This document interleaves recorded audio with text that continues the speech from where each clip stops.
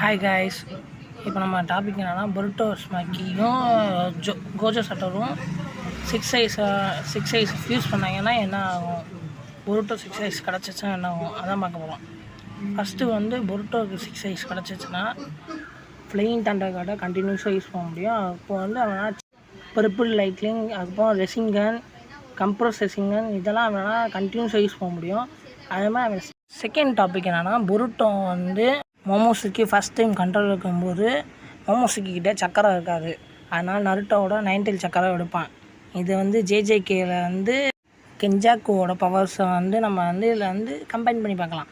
ஏன்னா கெஞ்சாக்கு வந்து பிரெயினையும் பாடியும் மட்டும் தான் கண்ட்ரோல் இருப்பான். அதே மாதிரி தான் இந்த கர்மாவும். இந்த கர்மானால் வந்து பொருட்டோட பாடி மட்டும், பாடியும் பிரெயினை மட்டும் தான் கண்ட்ரோல் இருக்க முடியும். அதனால் அவனுக்கு சக்கரை தீர்ந்துச்சுன்னா